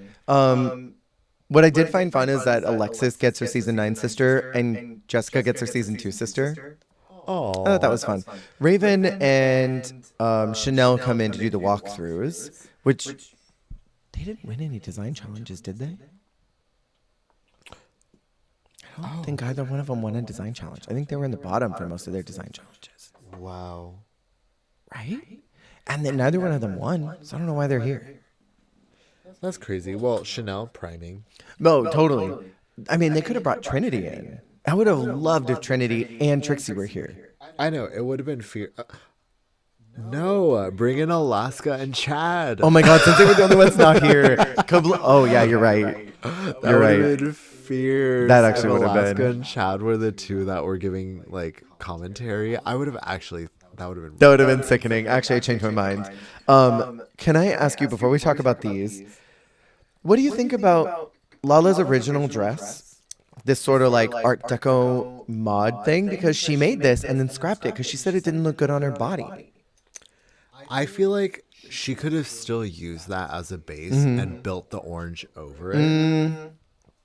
Like almost like that fitted with like the orange toga over it. Oh, or something. maybe. Like, or just like built upon it, because I do think that was cool. That's a fun pattern. And like, just because it is a lot doesn't mean it has to be everything. Yeah. Like you can use that for a part of it. Why don't you have the top in that and then you build the skirt in another fabric? Or if you don't like how it fits your chest, then like have like pants or a skirt in that fabric or like a headpiece in that fabric. I don't know. I think it could have still been utilized. Or she keeps the dress in that orange that she ends up doing at the end, takes that fabric and makes a shawl out of it, or like a wraparound kind of thing. Ooh. Because even if that fabric sort of like cascaded, like waterfall, like from like shoulder, like pin, like tacked at the hip, like around, and then like trains out. Totally. That would have been cool. I'm imagining what that would have looked like. I don't know. I was so disappointed that she scrapped that. Ru looks insane on the runway this week. I don't know who styled her, but whoever did it needs to be fired. This is very Saltina Shaker coded. That's evil. Put that away. I'm not looking at it anymore. Let's talk about these looks. Yes. You know what I wrote? This is so rotten. Why did I write this? You know what her makeup is giving? Her makeup is giving Achu. You know when you are like drawing something, like you've got a line that you're writing and you sneeze and your hand jolts in a direction? That's what the eyeliner is giving. Okay, I'm done looking at it. I don't want to anymore. I just saw that in my notes and I'm like, that's hilarious. I must tell Jess. Okay, so Candy is the first one. We're judging these on if they're suitable for the Hall of Fame. So in my head, I'm thinking you could walk out in the finale with this. Yeah, like crown on your head. Yes, this is gross. I mean, this is simple. It's not giving. No. She could have worn this on her original season. 100%. I think the dress length is awkward. I don't like it with the hair color. I don't like it. Was it? Oh, I think it was the pit stop. Because I also sometimes will rewatch the pit stops for these episodes. And I think it was Bianca called her dress man short. And she said... I had just turned all the way to the side for those listening at home. I think I'm remembering this correctly. It was originally too long. And then she like hemmed it for herself. But she's a man. So it's a little like... She's a little taller than she should be for the dress. So it's man short. I think I might be misappropriating that like... No, that's funny as hell. Even if you misappropriate it, it's funny. Because like on a woman, that would hit the floor. Totally. But... She's a man, so it's man short. Maybe this was actually about a different look, but then you're remembering it for this. That's so funny in any case. Jimbo is next. Am I crazy for liking this? I love that this is the time you're like, now wait a minute, Jimbo. No, she really did it for me. I love how avant-garde it is, and the walk was actually really superior to anything that she's ever walked before. She couldn't see. She couldn't see, and that helped her. It's like in the King's Speech where he realized he didn't have a stutter when he was listening to music. When is this from? Is this a Housewives thing? Do you know the King's Speech? No. Oh. It's about a king and he has to make a speech. No. But he has a stutter. Got it. And then they found out if he was listening to music while he's talking, he doesn't stutter. So it's like she's blind and she can walk. That's what it is. You take away one sense, the others respond. Totally. Sure. The body tightens up and locks in. You took away her sight and she locked in. Yeah, no, really, though. What did you think? I didn't like it. Okay, that's fair. I just didn't like... I didn't like the face kini, but even if it was her mug, I don't like the idea of this like bodysuit with this weird like leg of mutton like hooded cloak. Okay. I think that's valid. It's your opinion. I also just think that the fabrics she got were ugly. Yeah. I don't know how she could have made any of those cute. Yeah, I think this fabric is begging for like holiday like resort, not like winter resort, you know, like tropical, like something summery, something like poolside, or like sporty, even like a tennis look. I don't know. The floral fabric wants to be a pillow on a lounge chair outside at the Trixie Motel, and that vinyl wants to be a pool floaty. It is resort. If you could make that, that would be fierce to take this pink fabric and make like a strappy bikini, and then you take that yellow fabric and you make pool floaties. Oh my God. Yeah. That would The actually whole be so fantasy. sickening. It's not finale at all, but that'd be sickening. Oh my God, yeah, I forgot. It's supposed to be finale. Oh, it's supposed to be winter. At least, okay, I will say there's a sense of regality because of the covered upness, the length, as much as you can convey with these fabrics. Yeah. There's no way to give like Hall of Fame with these materials. No, not at all. These are ugly. I don't even think Trixie would wear those. No. Lala is next. Why does she look like a Flintstone? Stop. She looks like a Flintstone vitamin. She does, doesn't she? I don't really understand any part of the costume. Like, construction-wise, it's bad. And I wish that she hadn't scrapped that first one. She looks like the MC of a pageant. The one who's not going to win. Yeah. Like the host. Yeah, Or like because they're hosting. Or like the, I don't know. She's here to like get the energy out. She's the dresser in the background. Even like before the show starts, she's like in the audience like, how's everybody doing tonight? She's the bar bitch. Have you heard of those? There's a thing that's called bar bitch where the girls go, they're like tipped like $25 on a drink ticket, and they're like a shot girl or something. And they go around and they get patrons to go get shots from the bar. And they'll like go up and do shots with them. Sounds like a dream job, honestly. Right? Get up in the geesh and make people drink. Yeah. That's all you do. Willingly. What did you think about Alexis's? Alexis Michelle in purple. I was like, Alexis Mateo. Alexis Mateo is here. I forgot she existed. She's still here. I mean, she is the best of the bunch, isn't she? Yeah, the lines that she got. I mean, where's the seam on this? The lines are gorgeous. The dress is gorgeous. I just don't like feathers like that. That's I don't so like fair. the feather headdress, but the dress itself is stunning. Yeah, I just wish she did something different for the wig and the feathers. My problem with it is it's supposed to be translated through their aesthetic. I just see Trinity in this. Well, what is Alexis's aesthetic? Man pig. So true. Filthy. She should have had a fisting glove on. She should have constructed a fist, had it dragging out of her booty cheeks, and then just carrying that down the runway. So true. Well, because like to me, like the dress is Alexis enough. Yeah. It would have been more Alexis to me if it was a ball gown. Totally, yes. But even in the presentation, like if she had sleek black hair or like just something like more fitted or like kind of like what's the word, sculptural. Updo. Like an updo that is like dark and sculptural, and then she has feathers worked through it. To me, that is more Alexis than this down like peach colored wig. Yeah. And then that tuft of tulle in the background, or the back of the dress. I don't know if I like that. I think I agree with you. I think if this had been a ball gown and used all that tulle to fluff it out, that would have been really pretty. That would have been elegant. What do you think about Jessica's? I feel like I should be listening to like Sandstorm by Darude while I look at this look. Like she's serving shots to Sandstorm. You know what I mean? Oh, I'm going to throw up. Very Sandstorm by Darude coded. You're giving Jiggly saying very Saint-Tropez.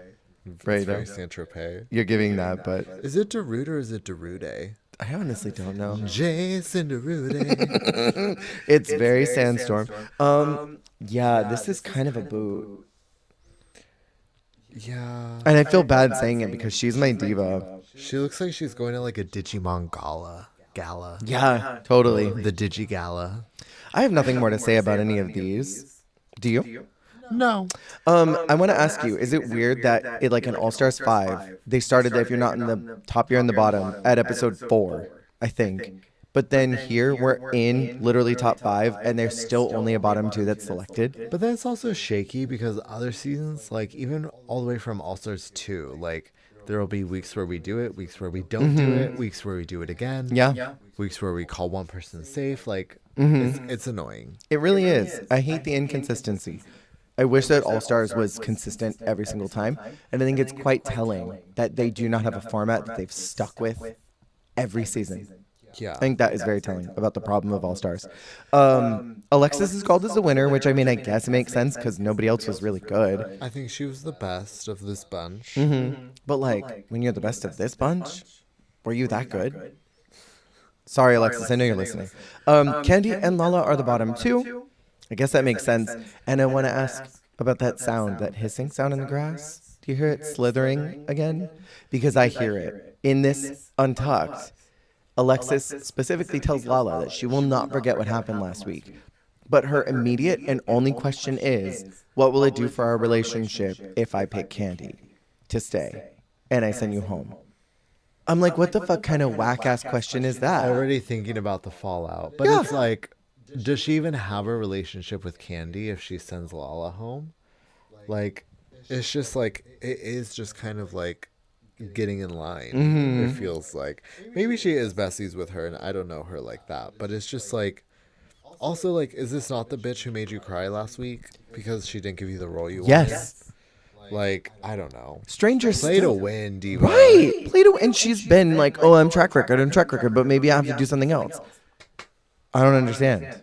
She says that it's by track record, but Candy's win was like 6 weeks ago. Lala just had a win last week. Her track record is stronger than Candy's. But stranger still, in her talk with Candy, she says, in the beginning of the season, I slipped you a note that you never replied to asking if you wanted to be in alliance with me. Where are we at on that? And Candy's like, oh, I forgot, but yeah, sure, I guess. And she's like, okay, good enough for me. That's all I needed. Thank you. Thanks. Snake behavior. That's the title of the episode. It's snake behavior. Another strange choice for lip sync assassin. It's Nikki Doll, who she sent home Dahlia, I think. She's a lip sync survivor, not a winner. Right. She did better in her lip sync with Heidi than her lip sync against Dahlia. Her lip sync to Heart to Break by That was good. Yeah. Her best performance that she gave on the show was to I'm That Bitch.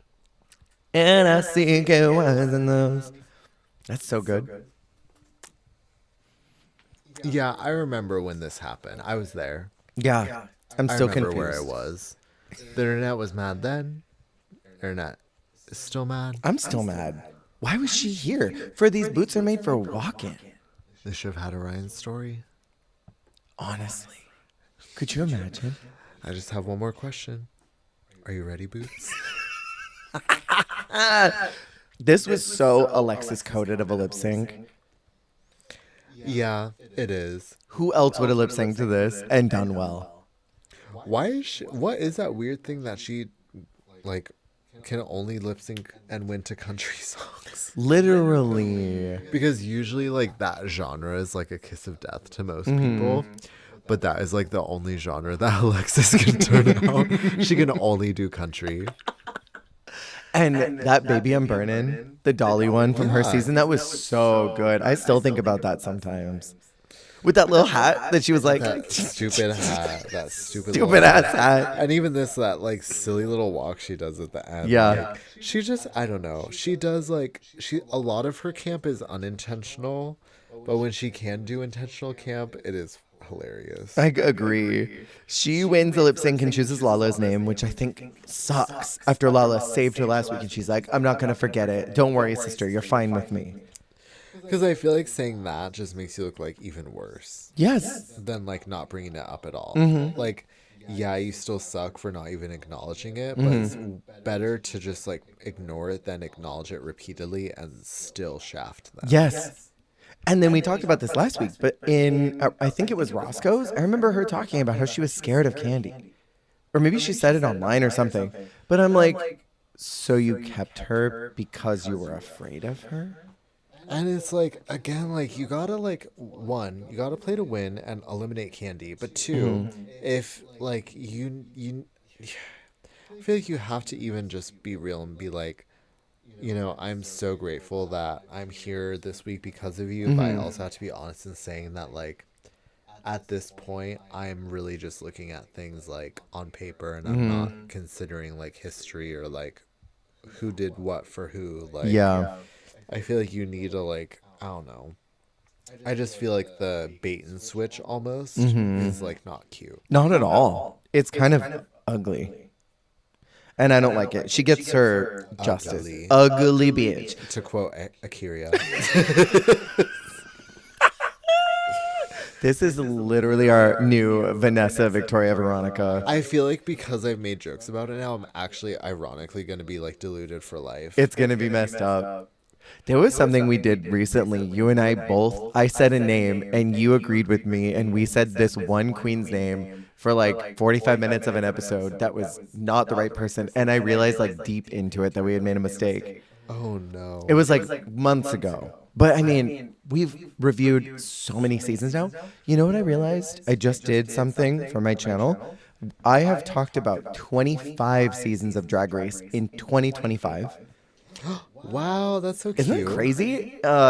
Technically, a couple of them were only for my YouTube channel and not for the podcast. But I want to say like we reviewed like 17 or 19 seasons. Wow. That's a lot of Drag Race that we've talked about this year. If we keep up this schedule, it'll be a lot less next year. But we're also getting into that point where it's like we're about to hit a really hard wall of like Drag Race slows down in production, which I'm not mad at. The next episode, the last one we're covering for today is episode 9. Carson Kressley, this is your gay life. I kind of love it. What do you think about Carson getting a roast? I think he deserves it. Yeah. I think at this point he has proven he's a mainstay. People are differing in opinions. I personally prefer Carson over Ross.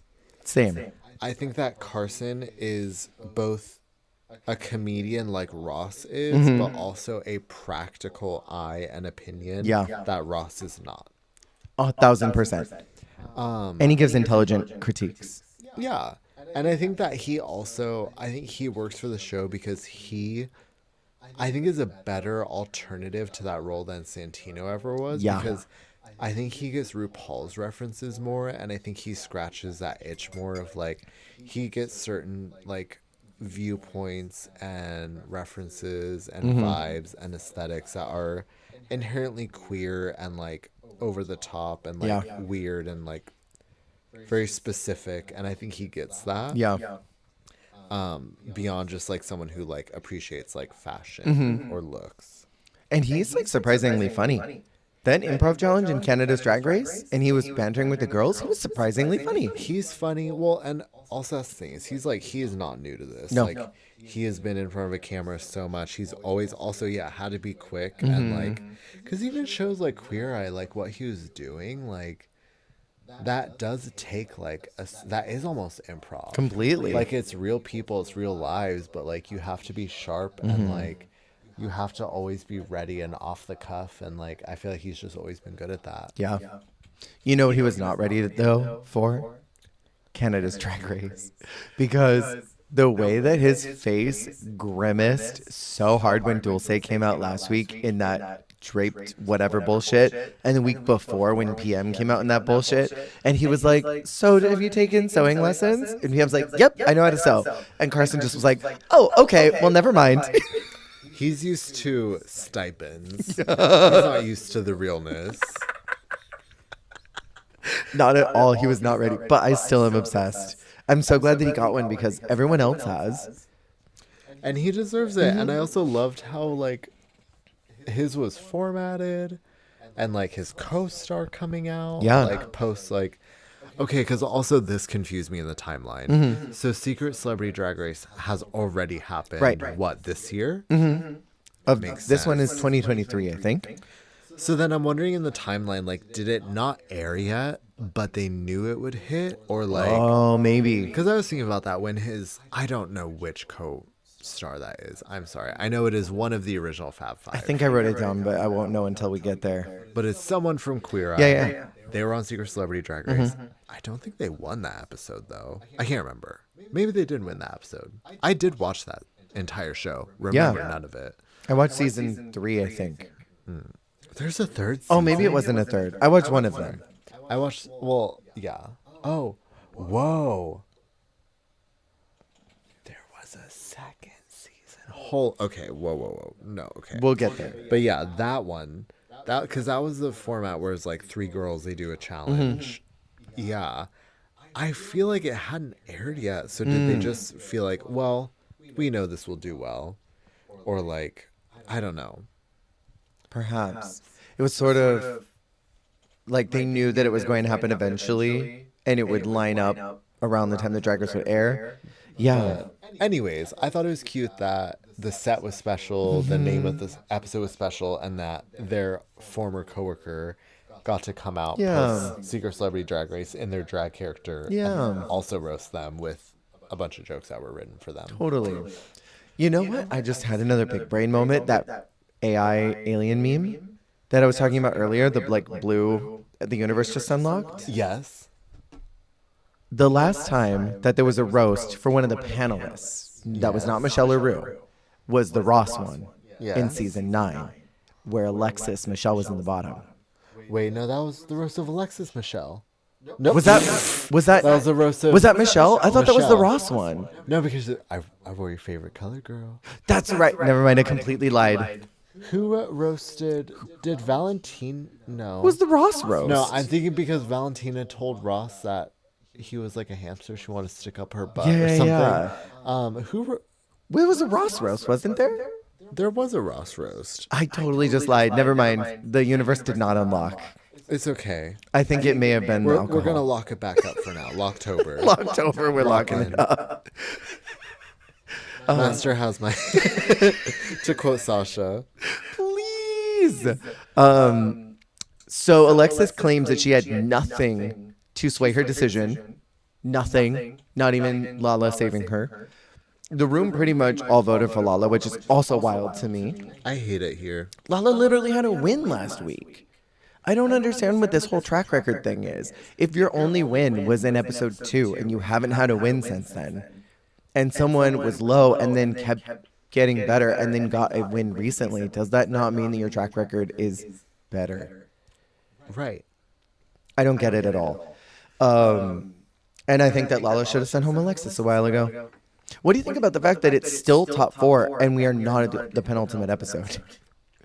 Is that not insane to you? Because it's like, can this season just end? Right, can it just be done? No one wants this season to keep going at this point. I think all of us were over it. And the thing that is funny to me is I remember a lot of people at the time saying, oh, well, maybe they just want the most amount of queens for Fame Games. And I would have bought that if the Fame Games weren't rigged. That producers selected 2 people to be the ones to vote for. Imagine a season that ran like this, but it was All Stars 2. Where like the top 4 had another challenge. Roxy got eliminated. We had a Fame Game. And then like a makeover, and then it probably would have been Katya out, and then it would have been Detox versus Alaska in the top 2. That is crazy. Hold on, let's rabbit trail here for a second, because this is a really inconsequential episode. So All Stars 1, who are the top 2 that it would whittle down to? Because we're maybe thinking, or I'm thinking, it's probably producer choice. And they're going to whittle it down to who they wanted. I think it still would be them 2. Chad Raven. If not, it would have been Chad Chanel. Oh, maybe. But I think it still would have been Chad Raven. If someone had to go home in Dancing on My Own, I think it probably would have been Juju, because she lip synced less. Yeah. So then the next one, probably they would have gotten rid of Chanel. I think they were itching to get rid of her. For All Stars 2, Detox Alaska probably. Yeah, Detox Alaska or Alaska Katya. Oh, maybe. Depending. Katya was really hot on their radar at the time, so it's possible. Season 3, I think Trixie still would have been there somehow. It would have either been Trixie or Trixie and BB. That's who it would have been. It would have been a rematch of the boss. Yeah, totally. I mean, maybe it's possible they would have kept Kennedy. I was thinking Trixie and and Kennedy. Oh, maybe. But I also could see for posterity winner BB, but I don't know. They were loving BB that season. 4. I think it would have been Trinity Mo. Still, yeah. I think they would have knocked out, probably next, they would have found a way to knock off Monet. Yeah. And I think they would have found a way to knock off Naomi. And then I think it would have been Trinity Mo. What do you think? Oh, I see what you mean. Season 4. Sorry. I was thinking you were just saying Mo short for Monet. No, Mo Hart. But I still think it would have been Monet and Trinity top 2. But I think that Mo would have been the top 3 and Naomi would have been the 4th out. Oh, that makes sense to me. But if not, then it could have been Trinity and Mo. I agree. Season 5? Ooh, Jujubee and Shay. 100%. They would have kicked off Cracker next. Yeah. Season 6. Kylie and Ginger. Ooh, okay. I was thinking Ginger Raja. Wait, no, Raja and... Whoa. I think it would have been Raja Ginger. See, 6 would have been crazy. 6 would have been nuts. That would have been the craziest one because I think Eureka would have been out next. And then either it would have been Kylie or Raja. Because I think Ginger was always going to go to the last segment. But I think it would have been Raja because Raja was killing. She was killing it. She was the diva. Yeah. What if it was Raja Kylie? That would have been sickening too. Double win. Seated. And then season 9 was Charity, so it doesn't really count. Charity case, yeah. Yeah.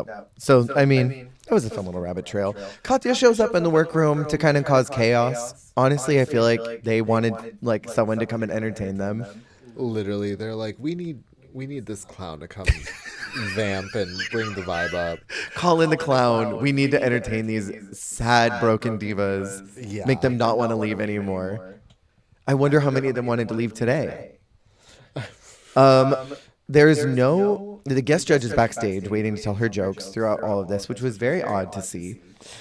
Them not be present for the main challenge, but then be present for the runways. Yeah. Alexis is first in the lineup for this roast. Stop. Wait. I am just now reminded of something I need to show you. Oh, tell me. Now, people at home, you can play along. Okay. If you go to YouTube and you pull up the roast, there's the jump ahead suggestion. When you start the video, the jump ahead skips Alexis's part and just goes straight to Jessica.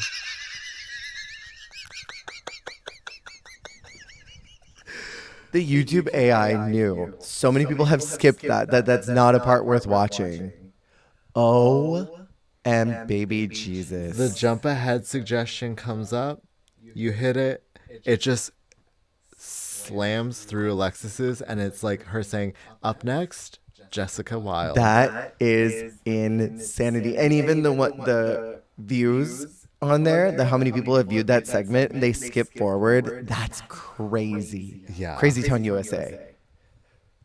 I want to say I love this iridescent Miss Fame saying that fabric is green on her.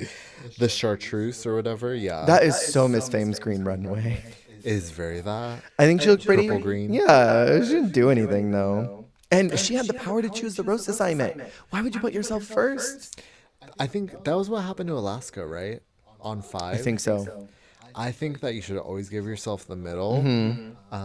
She should have given Candy the opener. Yes. She had the most pressure because she won her roast. I would have been like, all right, you say it, but I don't see it. So I'm going to put you there. And then if you're bad, then I'll look better. Yeah. That's what I would have done. Honestly, you should. I feel like the recipe to success, and maybe this is vile and diluted, of the cast that is left, if I am Alexis Michelle and I want to win, I would do Candy, Jimbo, Jessica, me. Ooh, and then you finish it?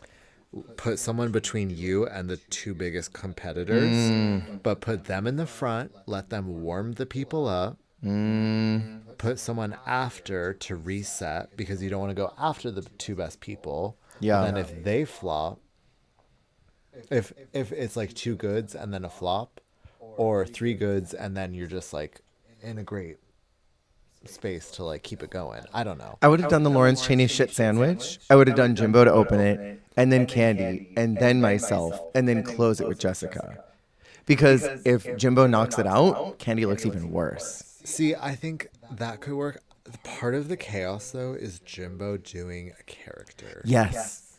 Because that throws the entire vibe off. Because I feel like if you tell Jimbo she's opening, she's like, well, I'm doing Joan Rivers. You'd be like, okay, well, your opening is Joan Rivers. Right. But you know what I mean? Like, I feel like Candy makes sense as an opener because, like, I think of how she handled SNL. Completely. SNL. Well, RDR. And needing a retake. And I probably would use that as justification in telling her, like, well, you did great as the opener of RDR, so I'm going to put you as the opener of the roast. Frame it maliciously.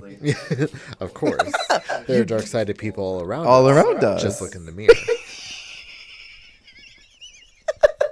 And you will see. What is that? That quote, you look into the pit of darkness and you'll find...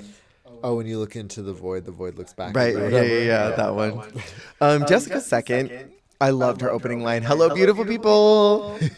And Michelle Visage. I was literally locked in. Honestly, she killed it for Winner. me. She was so funny. I thought she did amazing. Her charisma, uniqueness, urban talent part. Literally I was trying to think of which thing was the funniest because everything she said was funny. But when she was to Carson, like, as of now or like being here, like I haven't seen any of your stuff before, but after this, I'm definitely not going to see any of it. Brilliant. Carson has he should be competing here, not a judge, because behind his stiff face, he's full of charisma. He has uniqueness because no one wants to look like him. He has the nerves to participate in Dancing with the Stars, and he has talent to make us believe he has talent. Diva. Brilliant. God, she was so good. And then introducing Candy as the bulldog with extra blush. Shut up. That's so good. Hate in her heart. Hateful and psychotic. Candy is next, and she stole Gottmik's hit song joke about Michelle. Crazy. I was already turned off at that moment. I'm like, not you taking Mick's joke. She was doing that like friendly MC thing where they just say like bitch a bunch of times. Yeah. And they're like very like friendly. They're like, bitch, she said this, and it was like, but like, where it's just like, look at that big bloated bitch in that box. It was just like, just being very like casual, conversational, like you're kikiing with your bestie. Just talking, saying stuff. Yeah, just talking shit. What did you think about, since you already brought it up, what did you think about Jimbo as Joan Rivers? Boo. Sorry. I did not like it. I liked her Joan Rivers when she did it once in Snatch Game. Thank you. But I'm like, I don't know. Wake it up. Even like, I don't know. Even if, no, well, I don't know, because it is a pretty bulletproof performance. But even if Jinx had come out, it's the same season, so it's a little more egregious. But like, if she had come out for her, instead of doing her witch, if she had done Judy Garland again. Oh, yeah. For her speech. Like, I get that it's a character you're good at. Or she did Little Edie. And yeah. Someone from another season. Not the same one. It would be if she came out and did Little Edie. Because I do feel like, no, you are not restricted to only do that thing once in your entire career. However, it's probably best if you only do it once on Drag Race. Thank you. Unless you are trying to do a redemption of it. But then it's also like, I can also go to Vegas right now, and she is hosting Drag Race Vegas as Joan Rivers. Right. So it's like, I like it, but I think that you can pick and choose when to utilize it. And I think that as a host for that, or like for Snatch Game, but I think for a roast, and it is funny because Joan Rivers is a roasting comedian. So it makes sense because she did a ton of the TV roasts and she was amazing at them. She is a fantastic insult comedian. Yeah. And Jimbo does a killer Joan. But doing an impersonation / character, it is no different than like Coco doing a character for the season 5 roast. If you had her open, that would have been crazy. Yeah. That is a character that needs to be in the middle. And so I think it is sort of like difficult to like work the lineup around. Because, yeah, it is weird. Like, okay, we're all doing our bits, and then here's this person doing a character doing the roast. Yeah. Not that it's unfair, but it is a different vibe, and that has to be accommodated.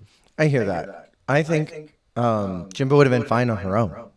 I don't think she needed to do a character. And that's the thing, too, is like, Jimbo does a lot of characters, but she also, even just in confessionals and like Naturally Her, is very funny. Yeah. And I think that because her drag is always like sort of funneling through a different character, that is sort of like it comes with the territory. But I would just love to see the closest we can get to like just Jimbo like being candid and like funny, because she is just so funny naturally. I think maybe she's afraid to just like not be Jimbo the clown. Like I think she's afraid to do that because I remember telling you when we reviewed season 1 of Canada, that moment where she says, your wig line looks like barf, it looks like an old lady dunked their head in the toilet. That's my favorite version of Jimbo across Drag Race. That is the Jimbo that I would love to see show up to a roast. Yes. Like, not giving glamour at all. Really? Really. Like, give me that authentic, real Jimbo, like one time in the competition. Don't hide behind the character with the big tits. Just be you and be mean because you want to be, and it would be funny. I think it'd be hilarious. This sounds like a Michelle Visage critique. I mean, it is on some level. Can I also say, this is Jessie Brainrot. You said a couple of weeks ago about Macarena's ball look that if you have to add a character to your design challenge, you have a booger look. I feel like if you have to do a character study during a roast, you have a booger roast.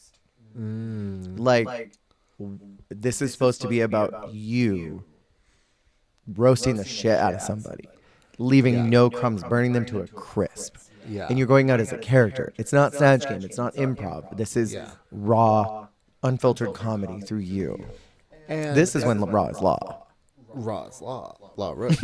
And again, I know I referenced Coco's doing a character for the 5 roast, but her character is not a pre-existing character in media. She created a character that felt like an in to roast RuPaul specifically. Right.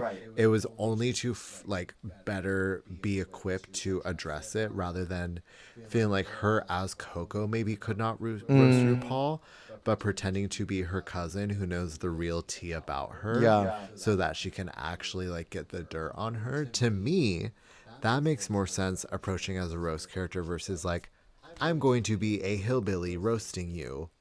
I am going to be this celebrity roasting you. I'm going to be Nina Bonina's grandma. Coming to roast Michelle. Well, and I think I don't love the character that Coco did because I wish it would have just been Coco. But I also give a little bit of a pass to it because that was like sort of Drag Race Wild West days. She was the first to do it, and like I said, she did it for a specific reason. But now it's sort of flipped on its head of like, well, this is something you could do on the road. Yeah. Don't do it on Drag Race twice.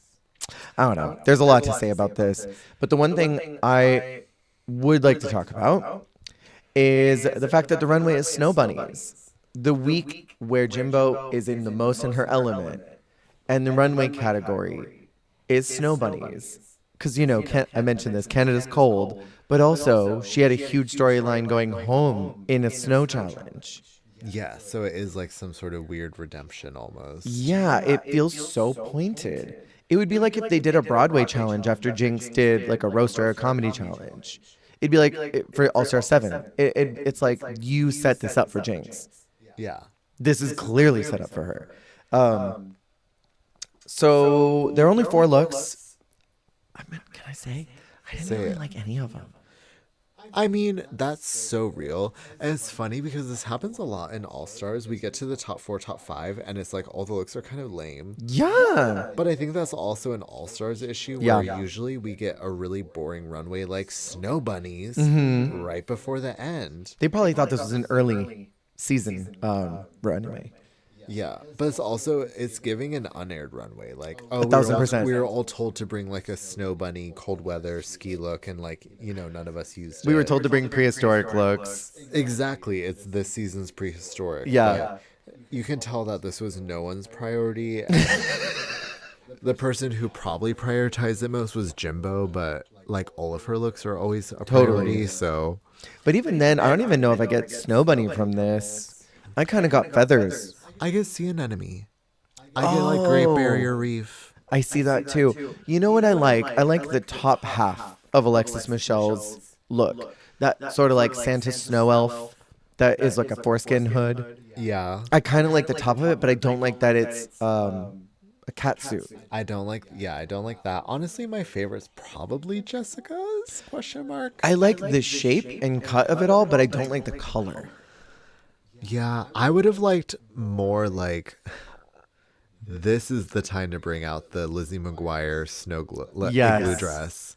Like give me Ariel Versace. Like give me like that kind of vibe or like I don't know. I would even take like an Arctic camo like fantasy, like I don't know. Imagine this in pink, like a hot pink. So it's a tacky lady up in the snow. Okay, well I love the super tacky like neon ski wear. Because this is a tacky look. Like the pink like giant visor sunglasses. Yes. And like the pink and like green day glow.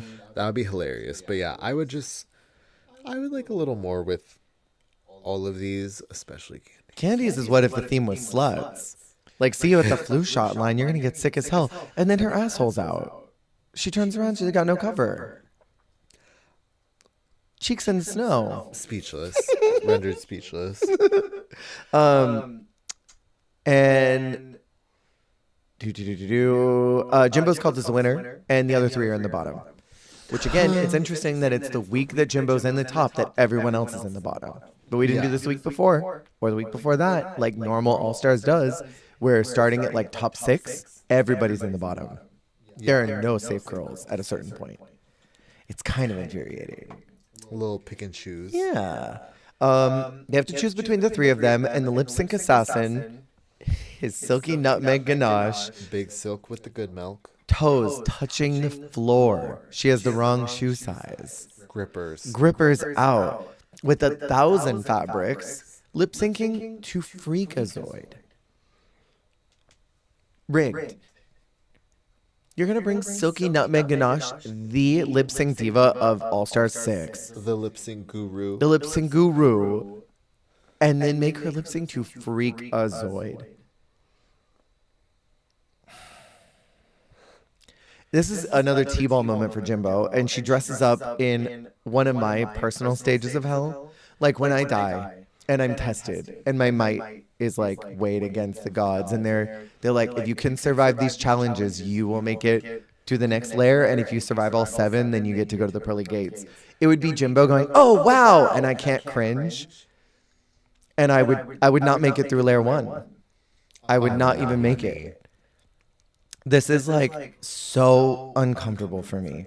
And Ru is like Coco Melon brain, cackling at Jimbo, looking a fool the whole time. Silky is trying her best to dance through all this, like kicking her leg up, doing her like her windmill arms. Trying to do her usual guru antics.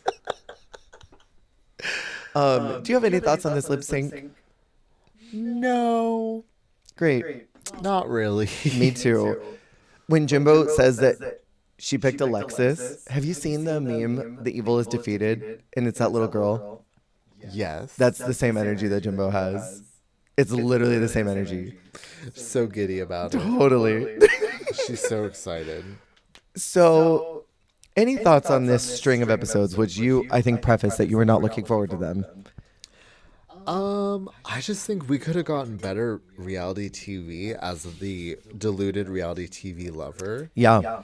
I feel like we could have done more drama, more thought out storylines, more nitty gritty. But what we did instead was tiptoe around what seemed like a hostile environment that a lot of the women wanted to quit from. And I want to know why. None of them have said specifically why. They just always cite producers, but they never talk about why. And I need to know what was going on. I have to know. And like, I don't know. Again, maybe you do have to be careful of what you say and what even makes the final edit, but you can like, again, this wouldn't even maybe make the final edit, but I feel like you can try and like, there's a way to like, without cluing in that you are on camera, say like, I feel like I am being made to feel blah, blah, blah. Right. Or I feel like the narrative around me is blah, blah, blah. Like, I don't know. I feel like there's ways that you can clue us into the situation or how you're feeling. Yeah. And like, we can kind of put two and two together. But yeah, I just feel like we were not clued into anything at all. Nothing. And it's suspicious. And it feels very set up. Yeah. My last thought about all of this is this should have stopped by now. This should have been the finale episode. Or this should have been the return of everybody. Especially knowing that they were going to rig the Fame Games already. There was no reason for for Alexis and Jessica to be in the Fame Games. They could have just gone to top 4. And what they could have also done, if they really desperately needed to be a top 2, they could have had this be the last challenge, so to speak, something else, a different style, not necessarily that it was this roast, unless they really wanted to, and make it like 2 of you will go to the finale. The other 2 are going straight to the Fame Games. Next week is the Fame Games. You will be lip syncing. Yes. And like make all 4 of them lip sync. 2 of you will go to the next round. Who will it be? We don't know. And then just knock off 2 of them. I don't think there was any reason to go through all the emotional torture, bringing them to top 3, because they know that the vote is going to get tied and it'll go to the winner. So like the whole next episode is dinner theater. Because like in what world? Like unless Candy wins, she has to choose. If the lip sync assassin wins, Candy still has to choose. Because there's no way that they're going to vote for themselves. Yeah. So there's like no reason to even do that. Mathematically, it doesn't make sense. I think they wanted the, wait, Rue, I have 2 lipsticks. But we already knew. It was like, well, duh. Of course you have a second lipstick. Duh, bitch. Right? So like, I don't know. I have a lot of mechanical problems with these last few episodes. But next week, we're going to talk about the makeover. We'll glaze through that real fast. And I want to talk about the Fame Game contestants. Yes. That's going to be maybe the bulk of what we're going to talk about next week. Slay, which I'm somewhat excited for. Yeah, I don't know how many of these looks you remember, but I was going through them again, and I'm like, oh, these are cute.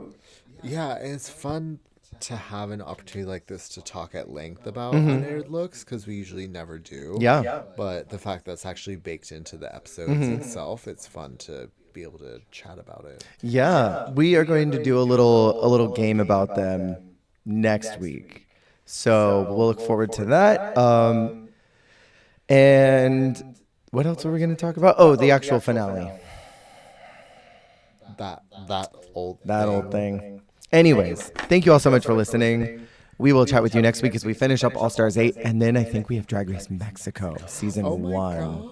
Oh my God. I'm actually so jazzed. I don't know what to expect. You're sliving. I am. I'm ready. I'm ready. And thank you all for listening. We will chat with you next week. Remember, you're doing a great job. You're doing the best you can. And that is all you can do. Goodbye. Bye.